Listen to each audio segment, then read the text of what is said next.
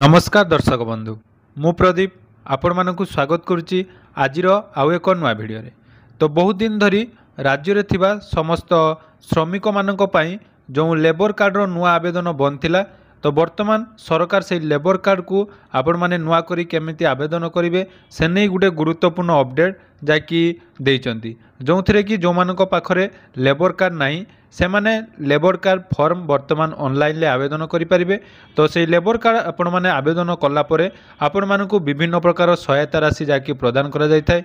विशेषकर जदि आम देखा प्रस्तुतिकालीन सहायता फॉर्म एवं विवाह सहायता सेहीपरि मृत्युजनित बहुत प्रकार सहायता सरकार तरफ लेबर कार्ड हिताधिकारी मानू प्रदान करा जाय थाए।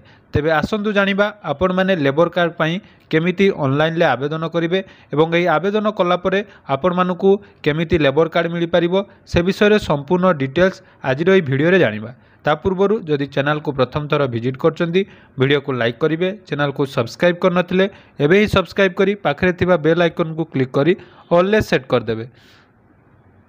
तो देखंतु ओडिशा कोठाबारी एवं अन्यान्य निर्माण श्रमिक कल्याण बोर्ड तरफ ओडिशार थिबा समस्त श्रमिक मानू सरकार तरफ लेबर कार्ड प्रदान करा जाय थाए। तो ये लेबर कार्ड रे विभिन्न समय सरकार विभिन्न प्रकार सहायता राशि प्रदान करथांती।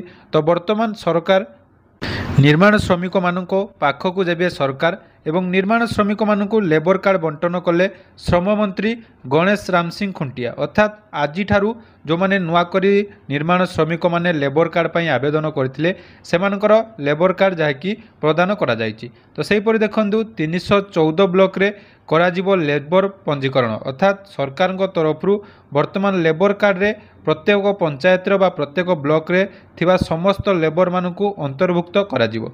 राज्य रे वर्तमान 42 लाख रु अधिक पंजीकृत श्रमिक रही। तो सेहीपरि सरकार तरफ वर्तमान जनसेवा केन्द्र गुड़िकरे निर्माण श्रमिक कल्याण योजना अंतर्गत जो लेबर कार्ड रही ऑफिशियल वेबसाइट आपण माने देखि पारुथिबे निर्माण श्रमिक .odisha.gov.in पोर्टाल रे सीधा सड़क लॉगिन करी दरखास्त करें। तेणु ओडिशा सरकार श्रम एवं कर्मचारी राज्य बीमा विभाग द्वारा परिचालित एही योजना रे शिक्षा सहायता, मृत्युकालीन सहायता, अंत्येष्टि क्रिया सहायता, विवाह सहायता एवं प्रस्तुतिकालीन सहायता सरकार प्रदान करेंगे। एसहित अणसंगठित श्रमिकों सामाजिक सुरक्षा को मध्य सरकार प्राथमिक देवाई जाउछंती और अणसंगठित श्रमिकों सहायता पाई चिकित्सा पाई सहायता जोगाई देवा ठारू आरंभ करी दुर्घटना जनित अक्षमता पाई एवं मृत्युकालीन सहायता मध्य सरकार जोगाई देवे। तेणु ओडिशा श्रमिक कल्याण बोर्ड को वार्षिक अंशदानकारी कर्मचारी मानकर पिला माने निर्धारित शिक्षानुष्ठान रे अध्ययन करुथिले मेधावी छात्रवृत्ति बाबद 1 लाख टंका प्रदान करा जिवो। तो आपण माने मध्य पूर्वरु जानिथिबे जो मानक पाखरे लेबर कार्ड रहिछि सेमानक पिलांक पाठपढ़ा पाई जाकि सरकार विभिन्न समय रे टंका प्रदान करथांती। तो सेमानक मध्यरु जो मानकर 2000 टंका आरंभ करी 40,000 टंका पर्यंत शिक्षा सहायता सरकार प्रदान करथांती। या सहित निज संतानर विवाह पाई 50,000 टंका एवं प्रस्तुतिकालीन सहायता पाई 10,000 टंका प्रदान करा जाए। तो जदि आपण पाखरे लेबर कार्ड टी थाए ताले स्वाभाविक मृत्यु पाई 2 लाख टंका एवं कार्य क्षेत्र में मृत्यु हेले 4 लाख टंका सरकार प्रदान करथंती। सेही भली अंत्येष्टि क्रिया पाई मध्य 5,000 टंकार व्यवस्था रही। तो जो माने भी एपर्यंत श्रमिक रही किंतु तांकर लेबर कार्ड नहीं वर्तमान लेबर कार्ड ऑनलाइन आवेदन प्रक्रिया आरंभ हो जाइए एवं जो मानकर वर्तमान सुधा लेबर कार्ड नहीं से माने निजर सीएससी सेंटर को जाई a labour card pi registration करें।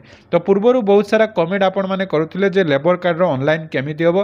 तो देखंतु आपण माने निज पाखरे थिबा सीएससी सेंटर रे जाई लेबर कार्ड पाई आवेदन करें किंबा निज मोबाइल रे मध्य आपण माने चाहिले लेबर कार्ड टी आवेदन करें। तो जदि आपण माने निज मोबाइल आवेदन करने चाहते तो चैनल को निहाती सब्सक्राइब कर रखु। यार परवर्ती वीडियो रे आपण माने केमिति निज मोबाइल लेबर कार्ड आवेदन करेंगे से विषय संपूर्ण डिटेल्स जनईदेवी। धन्यवाद।